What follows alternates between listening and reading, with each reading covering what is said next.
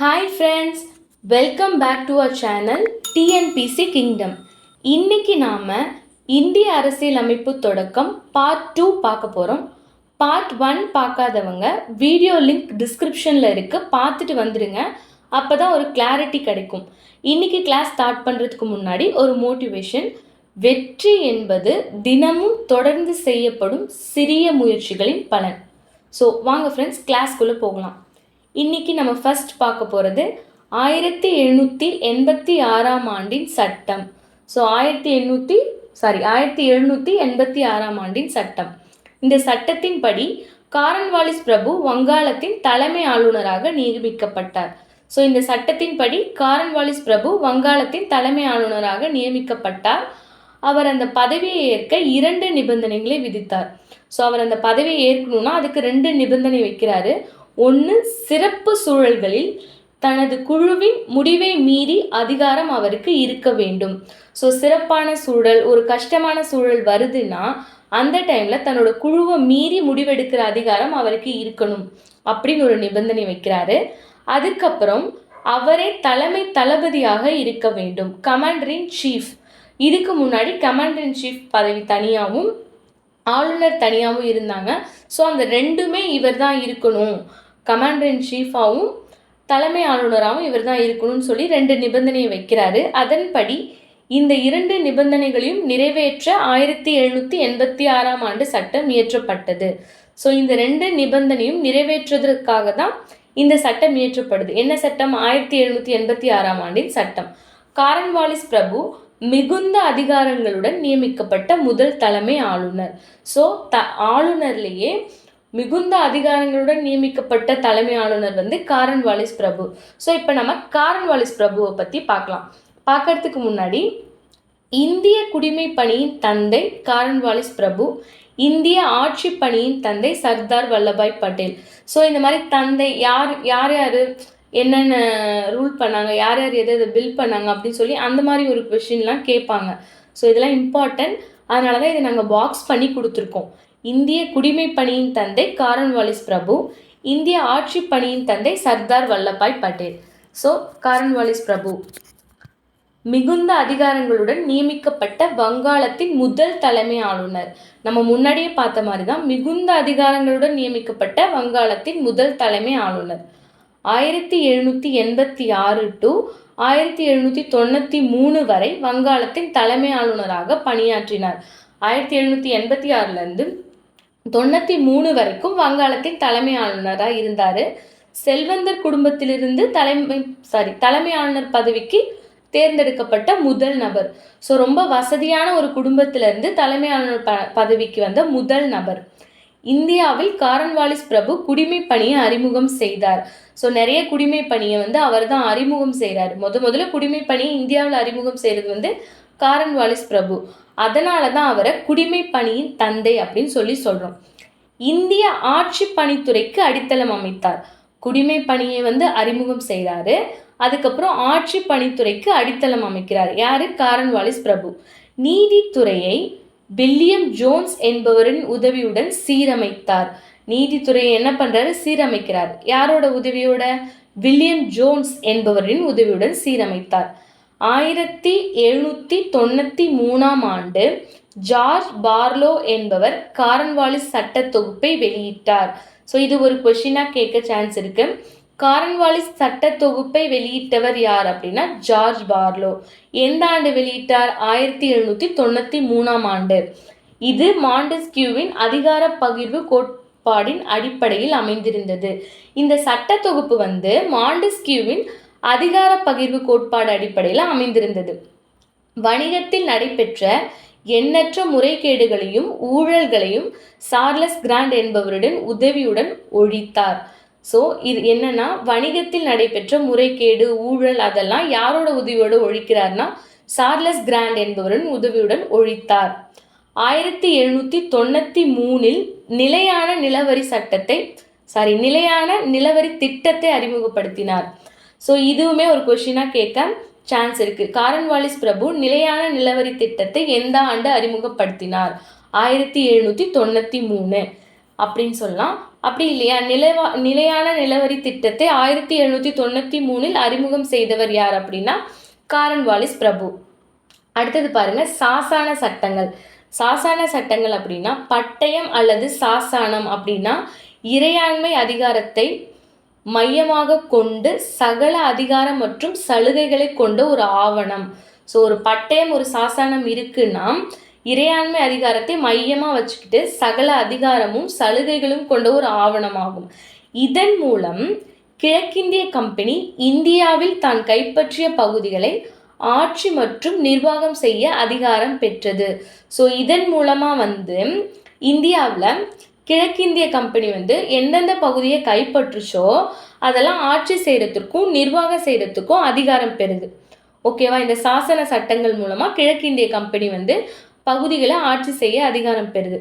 அடுத்தது 1793 முதல் 1753 வரை 4 சாசன சட்டங்கள் இயற்றப்பட்டன. ஸோ எத்தனை சாசன சட்டங்கள் இயற்றப்பட்டன? 4 சாசன சட்டங்கள். எந்த ஆண்டுலேருந்து எந்த ஆண்டு வரைக்கும்? 1793 1853 வரைக்கும். எந்தெந்த ஆண்டுன்னு பார்க்கலாம். 1793, 1813, 1833 மற்றும் 1853.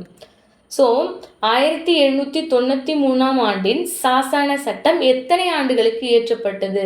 ஸோ இந்த சாசன சட்டத்தின்படி ஒழுங்குமுறை சட்டத்தின்படி 20 ஆண்டுகளுக்கு ஒரு முறை வணிக குழுவின் பட்டயம் புதுப்பிக்கப்பட வேண்டும். ஸோ வணிக குழுவின் பட்டயம் 20 ஆண்டுகளுக்கு ஒரு முறை புதுப்பிக்கப்பட வேண்டும்.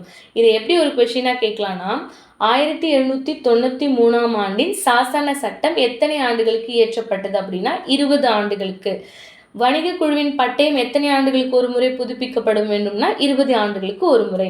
ஸோ ஃபர்ஸ்ட் பாருங்க, இந்திய பட்டய சட்டம் 1793. இந்திய பட்டய சட்டம் 1793. இது முதல் சாசன சட்டம் அப்படின்னு சொல்லலாம். இந்திய பட்டய சட்டம் 1793 முதல் சாசன சட்டம் அப்படின்னு சொல்லலாம். முதல் சாசன சட்டம் சர் ஜான் ஷோர் காலத்தில் இயற்றப்பட்டது. ஸோ இது யாரோட காலத்தில் இயற்றப்படுதுன்னா சர் ஜான் ஷோர் காலத்தில் இயற்றப்பட்டது.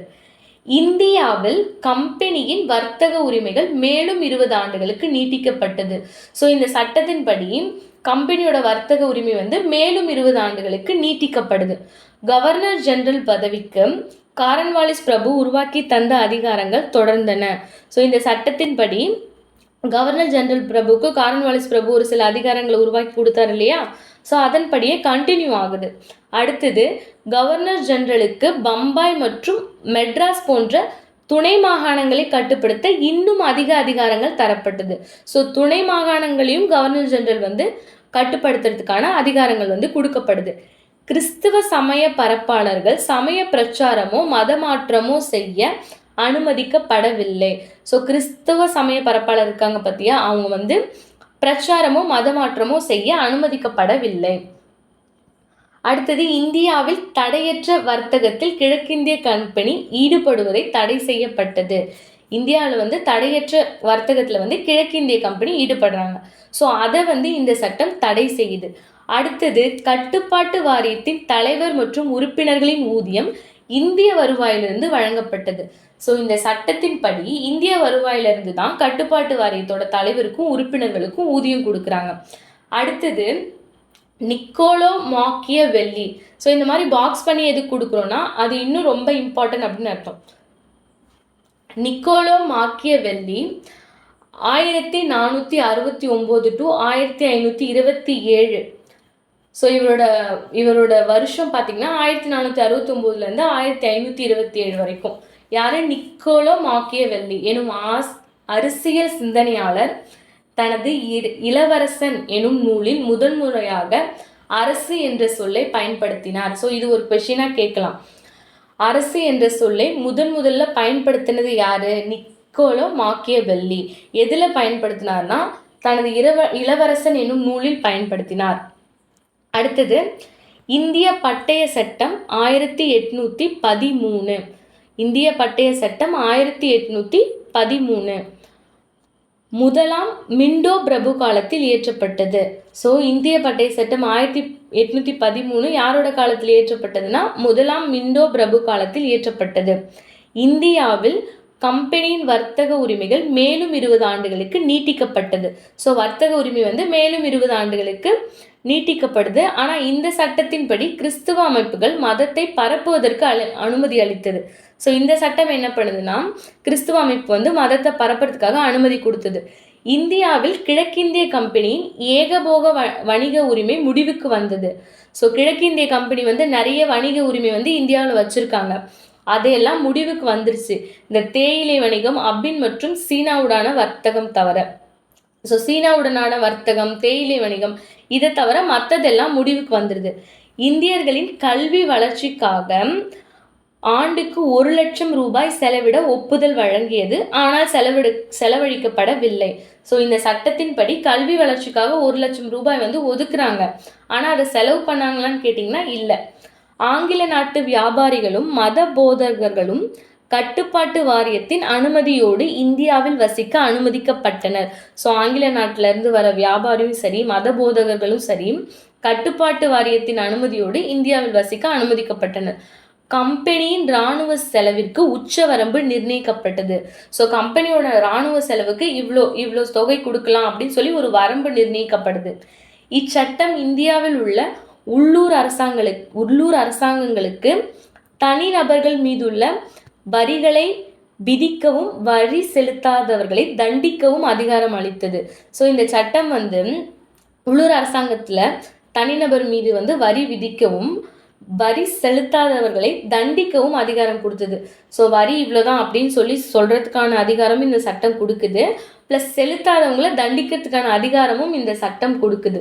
இந்த சட்டத்தில் வந்து முன்னாடி சட்டத்தை விட பெரிய மாற்றம் ஒன்றும் இல்லை அப்படின்னு சொல்கிறாங்க. அடுத்தது இந்திய பட்டய சட்டம் 1833.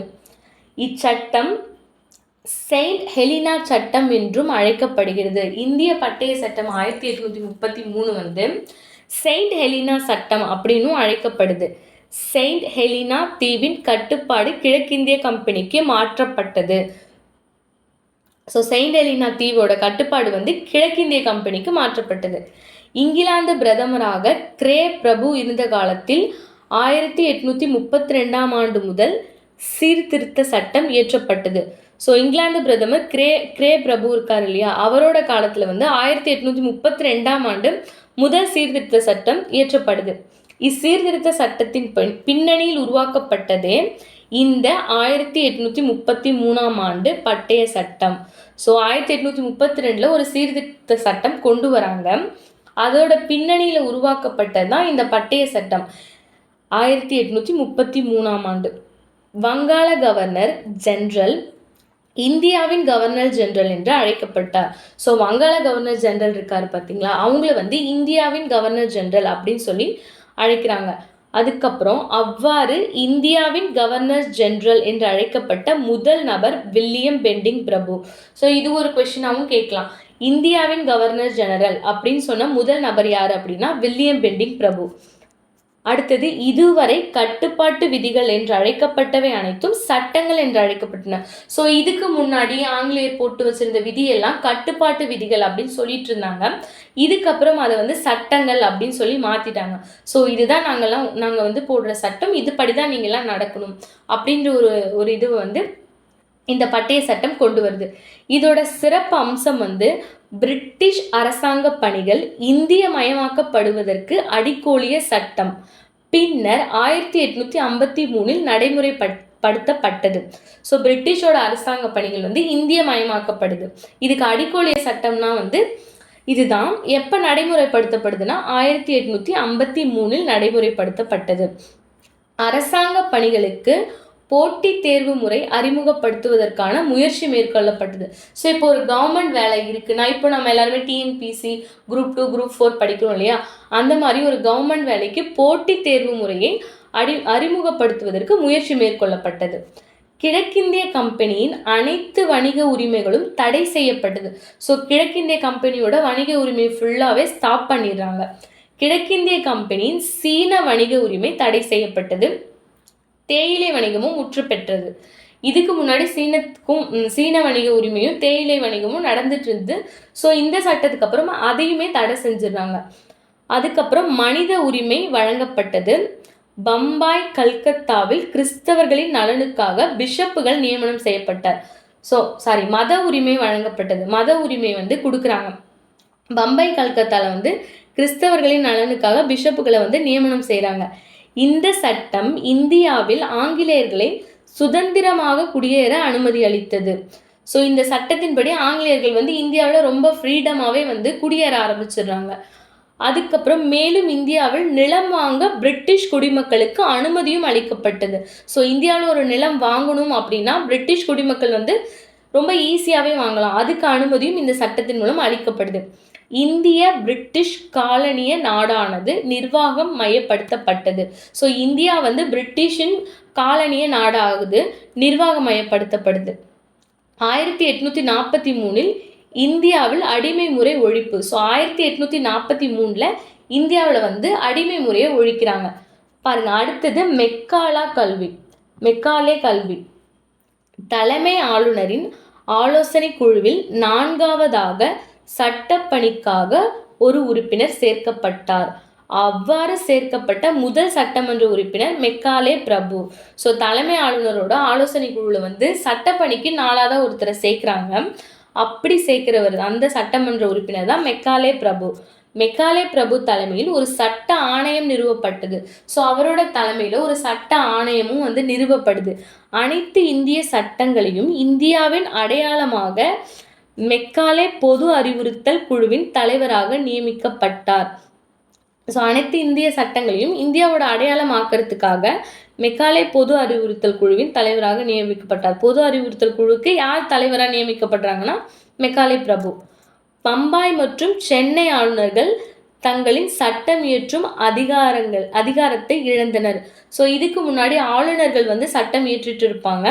அந்த அதிகாரத்தை வந்து எப்போ இழக்கிறாங்கன்னா மெக்காலே வந்து ஒரு சட்ட உறுப்பினராக ஆனதுக்கப்புறம், அவர் ஒரு சட்ட ஆணையத்தை நிறுவனதுக்கப்புறம் வந்து அந்த உரிமையை வந்து ஆளுநர்கள் இழக்கிறாங்க. பிரிட்டிஷ் இந்தியா முழுமைக்கும் சட்டம் இயற்றும் அதிகாரம் இந்தியாவின் கவர்னர் ஜெனரலுக்கு வழங்கப்பட்டது. ஸோ இந்தியா முழுமைக்கும் சட்டம் இயற்றும் அதிகாரம் வந்து இந்தியாவின் கவர்னர் ஜெனரலுக்கு வழங்கப்படுது. 1835 ஆங்கிலம் இந்தியாவின் ஆட்சி மொழியாக மாற்றப்பட்டது. ஸோ இந்தியாவோட ஆட்சி மொழியாக ஆங்கிலத்தை மாற்றிடுறாங்க. இதுக்கு முன்னாடி என்ன மொழி இருந்ததுன்னா பாரசீக மொழி தான் அதுக்கு முன்னாடி இருந்திருக்கு. ஸோ நெக்ஸ்ட் பாருங்க, வில்லியம் பெண்டிங் பிரபுவை பற்றி பார்க்க போகிறோம். வில்லியம் பெண்டிங் பிரபுவோட காலம் வந்து 1822 to 1835. இந்தியாவின் முதல் தலைமை ஆளுநர் வில்லியம் பெண்டிங் பிரபு வந்து இந்தியாவின் முதல் தலைமை ஆளுநர். வேலூர் கழகம் ஜூலை 10, 1806. வேலூர் கழகம் நடைபெற்ற போது சென்னை மாகாண ஆளுநராக பணியாற்றினார். வேலூர் கழகம் நடக்கும்போது சென்னை மாகாண ஆளுநராக பணியாற்றினார். நவீன மேற்கத்திய கல்வியின் தந்தை என்று அழைக்கப்படுகிறார். ஸோ இது ஒரு கொஸ்டினாக கேட்கலாம். நவீன மேற்கத்திய கல்வியின் தந்தை யார்னா வில்லியம் பெண்டிங் பிரபு. மகள்வாரி முறையை அறிமுகம் செய்தார். ஸோ இவர் தான் வந்து மகள்வாரி முறையை அறிமுகம் செய்கிறார். இந்தியாவில் ஆங்கில வழி கல்வியை அறிமுகப்படுத்திய இந்தியாவின் தலைமை ஆளுநர். ஸோ இந்தியாவில் ஆங்கில வழி கல்வியை யார் அறிமுகப்படுத்துகிறாருன்னு பார்த்தா வில்லியம் பெண்டிங் பிரபு. இந்திய மக்களின் நலனை பேணுவதே இந்தியாவில் ஆளும் பிரிட்டிஷரின் தலையாய கடமை என்று செயல்பட்ட முதல் தலைமை ஆளுநர் வில்லியம் பெண்டிங் பிரபு. ஸோ இந்திய மக்களுக்கு எது நல்லது, அவங்களுக்கு எது நலனை கொடுக்கும், அதை செய்கிறது தான் பிரிட்டிஷோட பெரிய கடமை அப்படின்னு சொல்கிற முதல் தலைமை ஆளுநர் வந்து வில்லியம் பெண்டிங் பிரபு.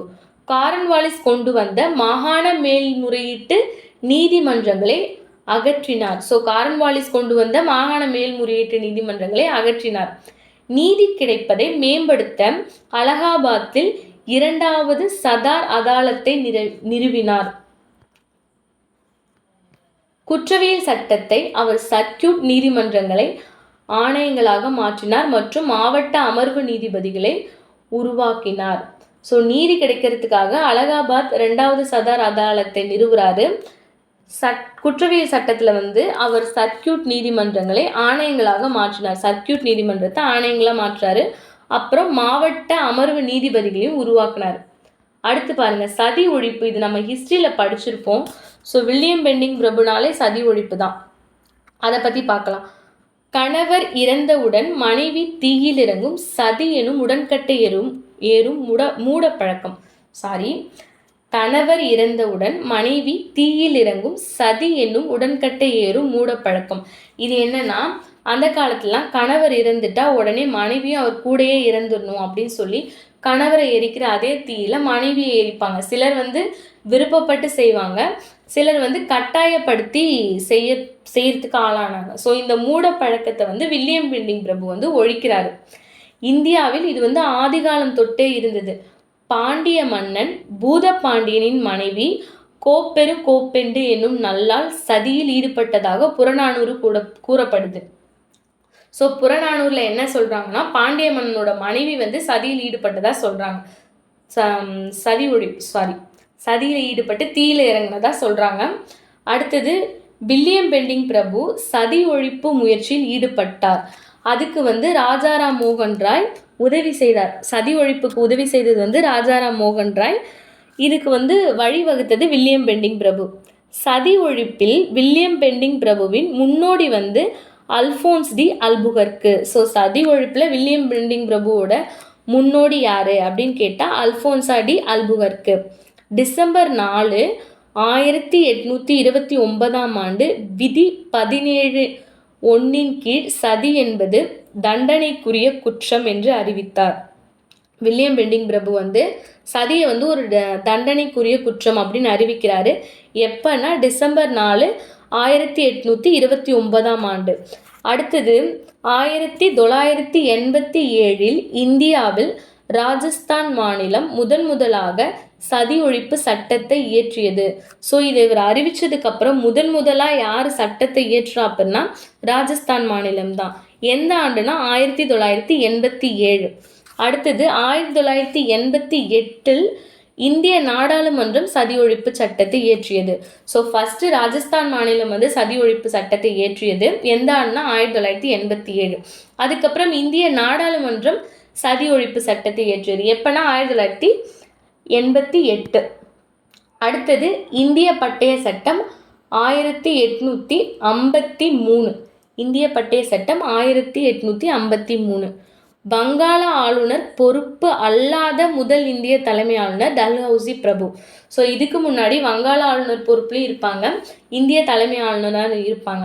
ஸோ ஃபஸ்ட்டு வங்காள ஆளுநர் பொறுப்பு அல்லாத முதல் இந்திய தலைமை ஆளுநர் டல்ஹவுசி பிரபு. இது டல்ஹவுசி பிரபு காலத்தில் இயற்றப்படுது. பாராளுமன்ற முறை அரசாங்கம் அறிமுகப்படுத்தப்பட்டது. அதாவது கவர்னர் ஜெனரலின் கவுன்சில் ஆனது நிர்வாகம் சட்டசபை என 2ஆக பிரிக்கப்பட்டது. ஸோ பாராளுமன்ற முறை அரசாங்கம் அறிமுகப்படுத்துது. அப்படின்னா என்னன்னா, கவர்னர் ஜெனரலோட கவுன்சில் நிர்வாகமும் சட்டசபை அப்படின்னு 2ஆக பிரிக்கிறாங்க. இந்திய குடிமைப்பணி தேர்வுகளில் ICS அப்படின்ற தேர்வில் இந்தியர்களும் கலந்து கொள்ள அனுமதி வழங்கப்பட்டது. ஸோ கவர்மெண்ட் எக்ஸாம்லாம் எழுதுறதுக்கு இதுக்கு முன்னாடி பிரிட்டிஷ்கள் மட்டும்தான் எழுதிட்டு இருக்காங்க. ஸோ இந்த சட்டத்துக்கு அப்புறம் இந்தியர்களும் அனுமதிக்கப்படுறாங்க. 1857 மெட்ராஸ், பம்பாய், கல்கத்தா ஆகிய இடங்களில் பல்கலைக்கழகங்கள் உருவாக்கப்பட்டன. ஸோ மெட்ராஸ், பம்பாய், கல்கத்தாவில் பல்கலைக்கழகங்கள் எப்போ உருவாக்கப்படுதுன்னா 1857. வடகிழக்கு மாகாணங்களுக்கு தனியே ஒரு துணைநிலை ஆளுநர் நியமிக்கப்பட்டார். ஸோ வடகிழக்கு மாகாணத்துக்கெலாம் ஒரு துணைநிலை ஆளுநர் நியமிக்கப்படுறார். மத்திய சட்டமன்ற குழுவில் உள்ளூர் நபர்களுக்கு அனுமதி வழங்கப்பட்டது. ஸோ மத்திய சட்டமன்ற குழுவில் உள்ளூர் நபர்களுக்கு அனுமதி வழங்கப்பட்டது. வங்காளத்துக்கு தனி ஆளுநரை நியமிக்கிறாங்க.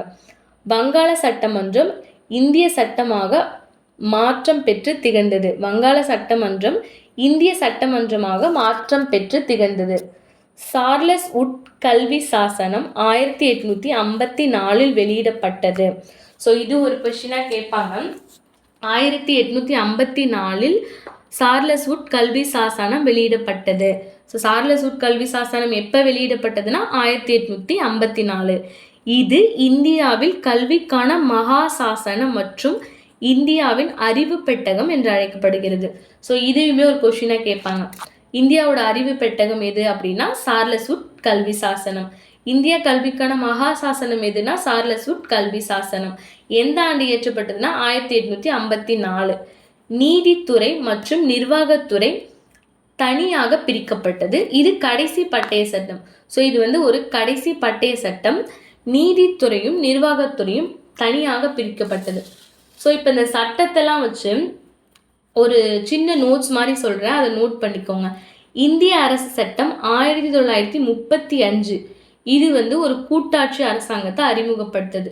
அடுத்து இந்திய அரசு சட்டம் 1919 பொறுப்புள்ள இந்திய அரசின் அறிமுகம் இது.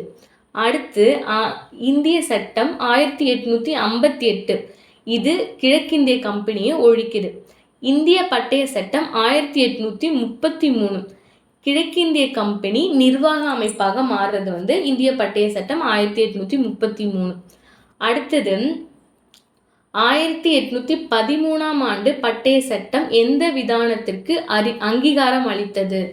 ஸோ இதையும் நோட் பண்ணிக்கோங்க. 1813ஆம் ஆண்டு பட்டய சட்டம் எந்த விதானத்திற்கு அங்கீகாரம் அளித்தது அப்படின்னா மேற்கத்திய அறிவியலை அறிமுகப்படுத்த. மேற்கத்திய அறிவியல் நூல் அறிவியல்லாம் இருக்கு பார்த்தீங்களா, அது இந்தியாவில் அறிமுகப்படுத்துறதுக்கு எந்த சட்டம் 1813ஆம் ஆண்டு பட்டய சட்டம் அங்கீகாரம் அளிக்குது. ஓகே, நெக்ஸ்ட் டல்ஹௌசி பிரபுவை பற்றி பார்க்கலாம். இந்தியாவின் தலைமை ஆளுநர்களின் மிக இளம் வயதுடையவர். இந்திய தலைமை ஆளுநர்லேயே ரொம்ப கம்மி வயசு அப்படின்னு பார்த்தா டல்ஹௌசி பிரபு தான். 1848 1856 வரை இந்தியாவின் தலைமை ஆளுநராக பணியாற்றினார். ஸோ 1848 56 வரைக்கும் தலைமை ஆளுநராக பணியாற்றார். தடையில்லா வாணிபத்தை அறிமுகம் செய்தார். இவர் என்ன பண்றாருன்னா தடையில்லா வாணிபத்தை அறிமுகம் செய்தார். 1854 புதிய அஞ்சலக சட்டம் இயற்றப்பட்டது. ஸோ இவர் வந்ததுக்கு அப்புறம் 1854 புதிய அஞ்சலகம் சட்டத்தை இயற்றுறார். இந்தியாவின் பொறியியல் துறைக்கு அடித்தளம் அமைத்தார். ஸோ இவர் தான் ஃபர்ஸ்ட் இந்தியாவில் பொறியியல் துறைக்கு அடித்தளம் அமைக்கிறார். வாரிசு இழப்பு கொள்கையை அறிமுகம் செய்தார். ஸோ வந்து டல்ஹௌசி பிரபு தான் வாரிசு இழப்பு கொள்கையை அறிமுகம் செய்கிறார். இது ஒரு கொஸ்டினாகவும் கேட்கலாம். வாரிசு இழப்பு கொள்கையை அறிமுகம் செய்தவர் யாருன்னா டல்ஹௌசி பிரபு.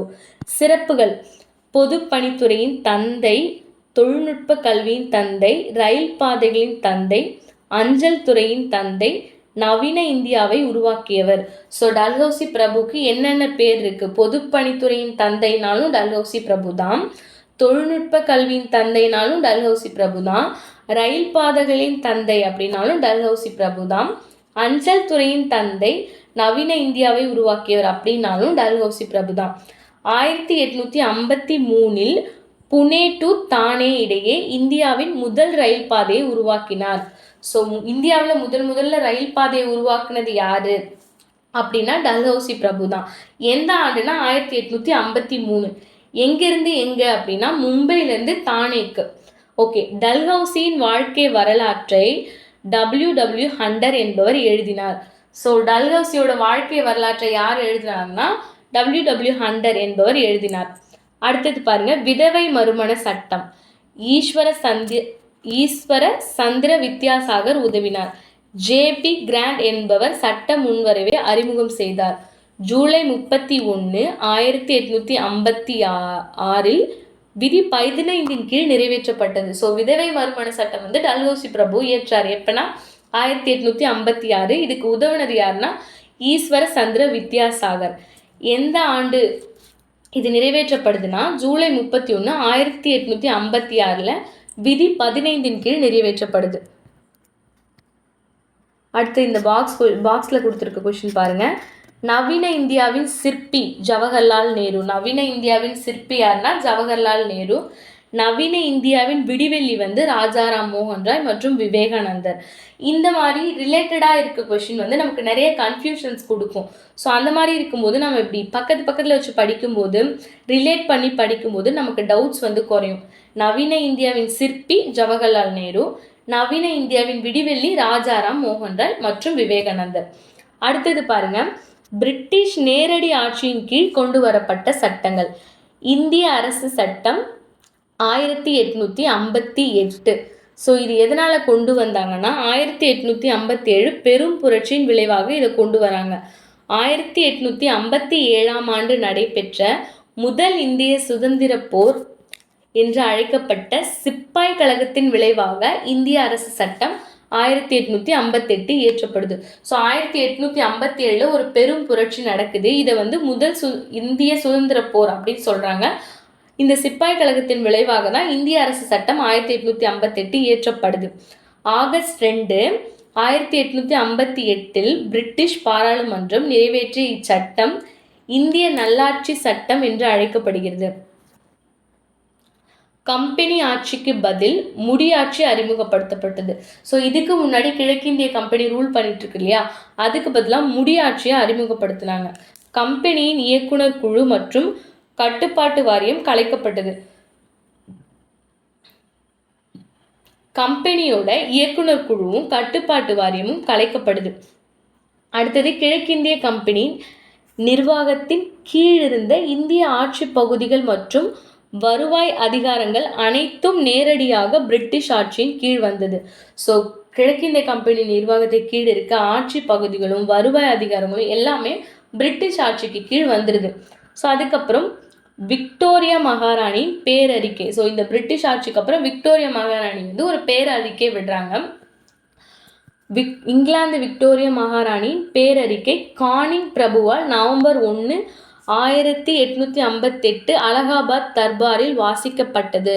ஸோ இதையுமே நோட் பண்ணிக்கோங்க. இங்கிலாந்து விக்டோரியா மகாராணி பேரறிக்கை வாசித்தவர் யாருன்னா கானிங் பிரபு. எப்போன்னா நவம்பர் 1, 1858. எங்கன்னா அலகாபாத் தர்பாரில்.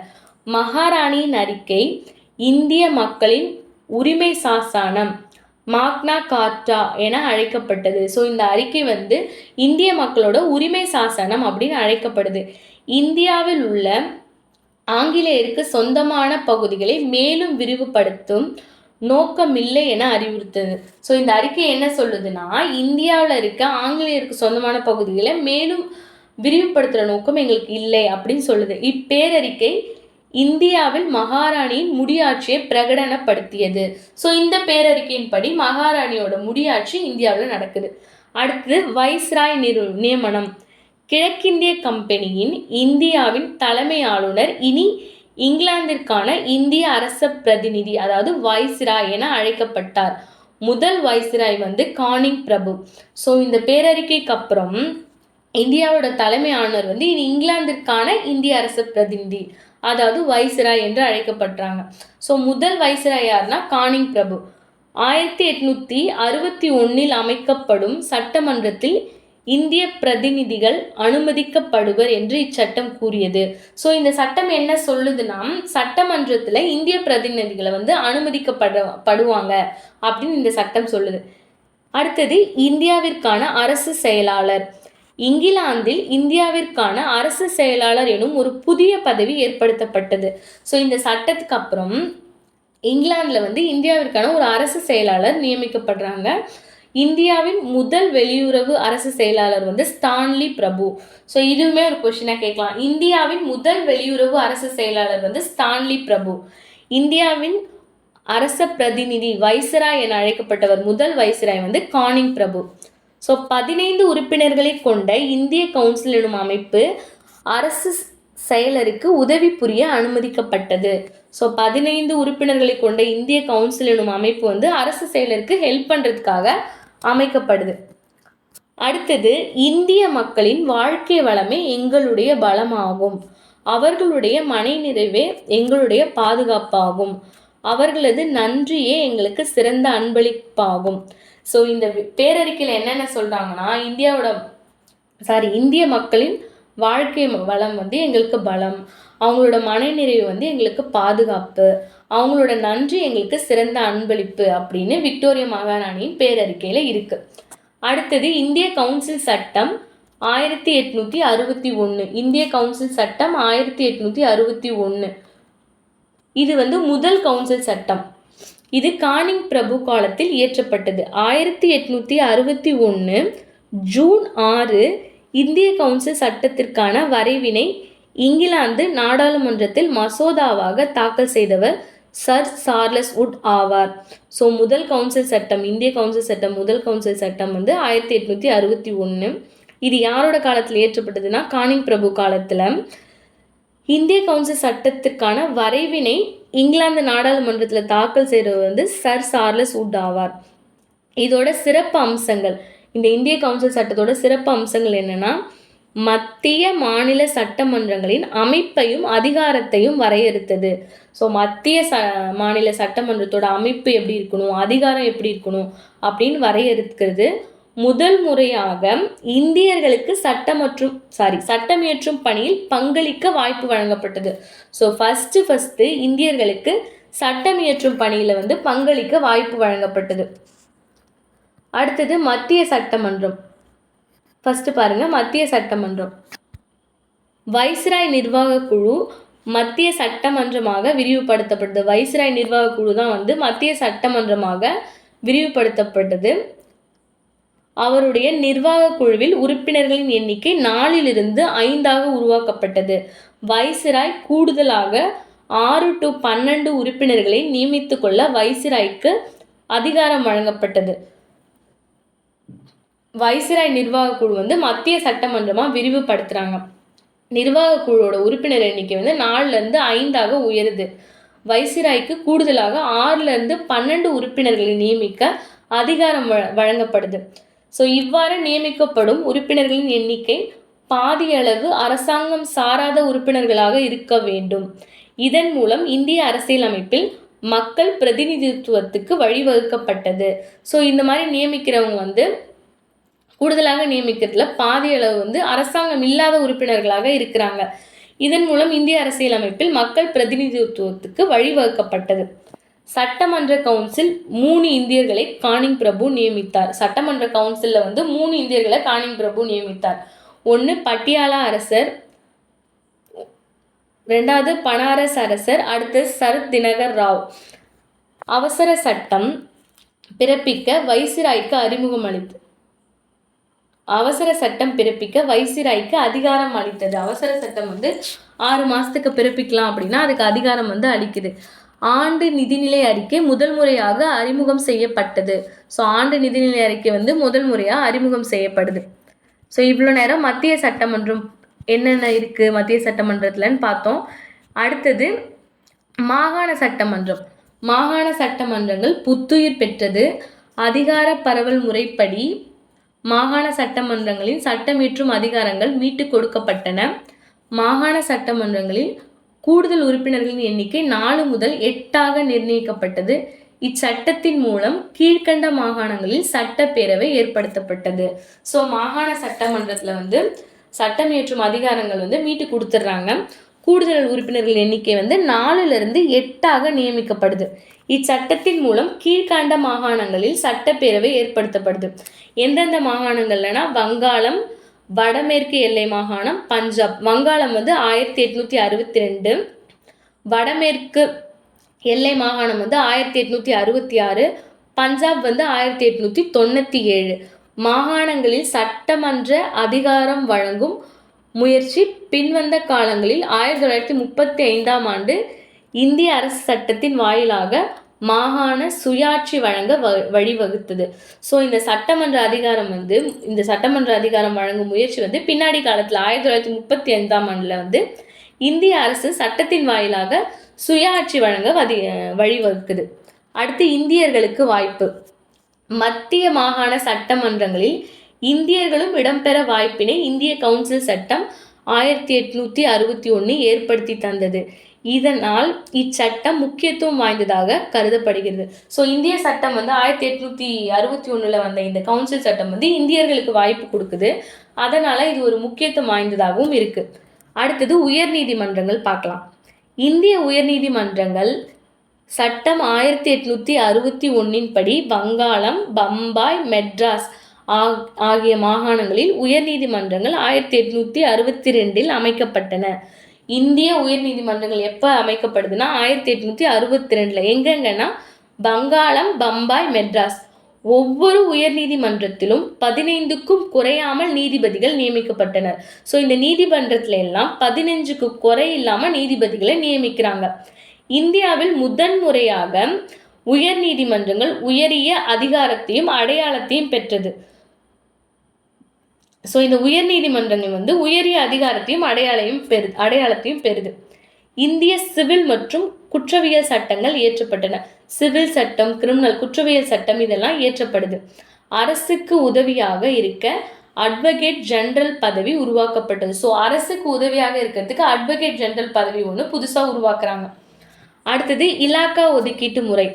1859 கானிங் பிரபுவால் அறிமுகப்படுத்தப்பட்ட இலாக்கா ஒதுக்கீட்டு முறை 1861 கவுன்சில் சட்டத்தால் நடைமுறைப்படுத்தப்பட்டது. ஸோ இந்த இலாக்கா ஒதுக்கீட்டு முறை வந்து 1859 கானிங் பிரபு அறிமுகப்படுத்துறாரு. ஆனால் அது எப்போ நடைமுறைப்படுத்துகிறோம், இந்த கேபினெட் முறையை எப்போ நடைமுறைப்படுத்துகிறோன்னா 1861 கவுன்சில் சட்டத்தில் தான் நடைமுறைப்படுத்துகிறாங்க. அரசாங்க பணிகளில் இடஒதுக்கீட்டு முறை அறிமுகப்படுத்தப்பட்டது. அரசாங்க பணியில் வந்து இடஒதுக்கீட்டு முறை அறிமுகப்படுத்தப்பட்டது. அரசு பணிகளில் குறிப்பிட்ட இடங்கள் ஒப்பந்த பணியாளர்களுக்கு ஒதுக்கப்பட்டன. ஸோ ஒரு குறிப்பிட்ட இடத்தை வந்து ஒப்பந்த பணியாளர்களுக்கு ஒதுக்குறாங்க. ஓகே, இந்திய அரசு கவுன்சில் சட்டம் வந்து 1861 என்னென்ன இருந்ததுன்னு பார்த்துட்டோம். நெக்ஸ்ட்டு இந்திய கவுன்சில் சட்டம் 1892. இச்சட்டமானது 1885 தோற்றுவிக்கப்பட்ட இந்திய தேசிய காங்கிரஸின் முதல் வெற்றி. ஸோ இந்திய தேசிய காங்கிரஸோட பரிந்துரையின்படி தான் இந்திய கவுன்சில் சட்டம் 1892 தோற்றுவிக்கப்படுது. ஸோ இது அந்த இந்திய தேசிய காங்கிரஸோட முதல் வெற்றியாக பார்க்கப்படுது. காங்கிரஸின் மிதவாதிகளின் கோரிக்கையை ஏற்று இந்த சட்டத்தை பிரிட்டிஷ் அரசு இயற்றியது. ஸோ அதனால இவங்க வந்து வெற்றியாக பார்க்குறாங்க. மத்திய சட்டமன்றத்தில் உறுப்பினர்களின் எண்ணிக்கை குறைந்தபட்சம் 10 எனவும் அதிகபட்சம் 16 எனவும் உயர்த்தப்பட்டது. அலுவல் சார்பற்ற உறுப்பினர்கள் அதிகரிக்கப்பட்டனர். ஸோ இந்த இந்திய கவுன்சில் சட்டம் 1892 படி உறுப்பினர்கள் எண்ணிக்கை குறைந்தபட்சம் 10 மத்திய சட்டமன்ற உறுப்பினர்கள் எண்ணிக்கை குறைந்தபட்சம் 10 அதிகபட்சம் 16 உயர்த்துறாங்க. அலுவல் சார்பற்ற உறுப்பினர்கள் வந்து அதிகமாக்கப்படுறாங்க. அடுத்து மாகாண சட்டமன்றம். மாகாண சட்டமன்றத்திலும் அதிகபட்ச உறுப்பினர்கள் எண்ணிக்கை 20 உயர்த்தப்பட்டது. கவுன்சிலில் உள்ள கூடுதல் உறுப்பினர்கள் வரவு செலவு அறிக்கை பற்றி விவாதம் நடத்தவும் பொதுமக்கள் நலன் கருதி வினாக்கள் எழுப்பவும் அனுமதிக்கப்பட்டன. ஸோ இந்த மாகாண சட்டத்தில் அடுத்து என்ன சேஞ்சஸ் வருதுன்னா, உறுப்பினர்களோட எண்ணிக்கை வந்து 20 உயர்த்தப்படுறாங்க.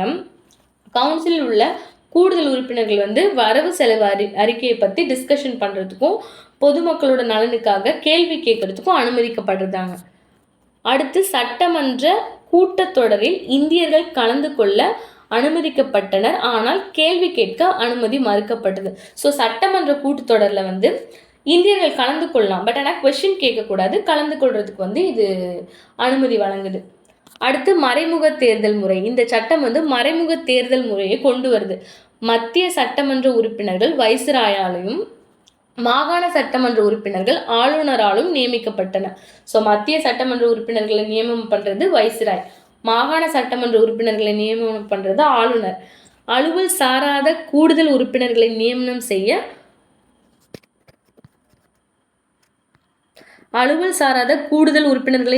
செய்ய மறைமுக தேர்தல் முறை அறிமுகப்படுத்தப்பட்டது. அதாவது இந்த நியமனங்கள் வர்த்தகர்கள், ஜமீன்தார்கள், பல்கலைக்கழக மற்றும் மாவட்ட மன்ற அமைப்புகளின் பரிந்துரையின் பேரில் முடிவு செய்யப்பட்டன. ஸோ அலுவல் சாராத கூடுதல் உறுப்பினர்களை வந்து நியமனம் பண்ணணும்னா மறைமுகமாக தேர்தல் முறை வைக்கிறாங்க. அதன்படி இந்த நியமனத்தை வந்து வர்த்தகர்கள், ஜமீன்தார்கள், பல்கலைக்கழக, மாவட்ட மன்ற அமைப்புகள் வந்து பரிந்துரை செய்து. அடுத்தது பாருங்க, அரசியல் என்ற சொல்லை முதலாக பயன்படுத்தியவர் அரிஸ்டாட்டில். ஸோ அரசியல் என்ற சொல்லை முதலாக பயன்படுத்தியவர் யாரு? அரிஸ்டாட்டில். இவர் வந்து கிரேக்க தத்துவ ஞானி. அரசியல் என்ற சொல்லை முதலாக பயன்படுத்தியவர் அரிஸ்டாட்டில். இவர் கிரேக்க தத்துவ ஞானி. அரசியல் அறிவியல் என்ற சொல்லை உருவாக்கியவர் ஜூன் போடின். அரசியல் அறிவியல் என்ற சொல்லை உருவாக்கியவர் வந்து ஜூன் போடின். அடுத்து இந்திய கவுன்சில் சட்டம் 1909. இது மிண்டோ மார்லி சீர்திருத்தம் என்று அழைக்கப்படுகிறது. இது வந்து மிண்டோ மார்லி சீர்திருத்தம் அப்படின்னு சொல்றாங்க. எதை? இந்திய கவுன்சில் சட்டம் 1909. இந்திய வைஸ்ராய் மிண்டோ மற்றும் இந்தியாவுக்கான அரசு செயலர் மார்லி, இவங்க 2 பேரும் சேர்ந்து இதில் நிறைய சீர்திருத்தம் கொண்டு வராங்க. அதனால இது மிண்டோ மார்லி சீர்திருத்தம் அப்படின்னு அழைக்கப்படுது. காங்கிரஸில் இருந்த மிதவாதிகளையும் திருப்திப்படுத்தும் நோக்கில் இச்சட்டம் இயற்றப்பட்டது. காங்கிரஸில் இருந்த மிதவாதிகளை திருப்திப்படுத்தும் நோக்கில் இச்சட்டம் இயற்றப்பட்டது. இச்சட்டம் இங்கிலாந்து அரசாங்கம் பின்பற்றிய பிரித்தாளும் கொள்கையின் உச்சகட்டமாக கருதப்படுகிறது. ஸோ இங்கிலாந்து அரசாங்கம் வந்து பிரித்தாளுறதுக்கு சில கொள்கையை வச்சிருந்தாங்கல்ல, அதோட உச்சகட்டமாக இந்த சட்டம் வந்து பார்க்கப்படுது, இந்திய கவுன்சில் சட்டம். இச்சட்டம் மிதவாத தலைவர் கோபாலகிருஷ்ண கோகுலேவுக்கு கிடைத்த வெற்றி. இந்த சட்டம் வந்து மிதவாத தலைவர் கோபாலகிருஷ்ண கோகுலேவுக்கு கிடைத்த வெற்றியாக பார்க்குறாங்க. அடுத்து மத்திய மாகாண சட்டமன்ற அதிகாரங்கள். மத்திய மாகாண சட்டமன்ற உறுப்பினர்களின் எண்ணிக்கை மேலும் உயர்த்தப்பட்டது. சட்டமன்றங்களின் அதிகாரங்கள் மேலும் அதிகரிக்கப்பட்டன. ஸோ இந்த இந்திய கவுன்சில் சட்டம் 1909 படி உறுப்பினர்கள், மத்திய மாகாண சட்டமன்றத்தோட உறுப்பினர்களும் அதிகரிக்கப்படுறாங்க, அவங்களோட அதிகாரமும் அதிகரிக்கப்படுது. உறுப்பினர்களின் வரவு செலவு திட்டத்தை வாக்கெடுப்புடன் கூடிய விவாதத்துக்கான உரிமை பெற்றனர். ஸோ உறுப்பினர்களின் வரவு செலவு திட்டத்தை வாக்கெடுப்புடன் கூடிய விவாதத்துக்கான உரிமையும் பெறாங்க. அடுத்து உறுப்பினர்கள் சட்ட திருத்தங்கள் கொண்டு வரவும் புதிய சட்ட வரைவுகளை முன்மொழியவும் அரசாங்க மசோதாக்கள் மீது வாக்களிக்கவும் அதிகாரம் தரப்பட்டது. மேலும் ஆட்சித்துறை பற்றி கேள்விகளும் துணை கேள்விகளும் கேட்கலாம். இந்த சட்டத்துப்படி சட்ட திருத்தங்கள் கொண்டு வரலாம், புதிய சட்ட வரைவுகளை முன்மொழியலாம், வாக்களிக்கிறதுக்கு அதிகாரம் வருது. அடுத்து கேள்வி துணை கேள்வி எல்லாம் கேட்கலாம். அடுத்து இந்த சட்டத்தின்படி உறுப்பினர்களின் எண்ணிக்கை உயருது. சட்டமன்றங்களுக்கு தேர்தல் என்பது கருத்துப்பூர்வமாக ஏற்றுக்கொள்ளப்பட்டது. இதன் அடிப்படையில் மறைமுக தேர்தல் கோட்பாடு அங்கீகரிக்கப்பட்டது. கற்றவர்களுக்கு மட்டுமே ஓட்டுரிமை அளிக்கப்பட்டது. ஸோ சட்டமன்றத்தில் வந்து தேர்தல் அப்படிங்கிறது கருத்துப்பூர்வமாக ஏற்றுக்கொள்ளப்படுறாங்க. இதுக்கு முன்னாடி வாய் வழியாக சொல்லிட்டு இருந்தாங்க, அப்புறம் அதை வந்து ஏற்றுக்கொள்கிறாங்க. இதன் அடிப்படையில் மறைமுக தேர்தல் கோட்பாடு வந்து அங்கீகரிக்கப்படுது. இதோட அடிப்படையில் மறைமுக தேர்தல் வந்து கொண்டு வராங்க.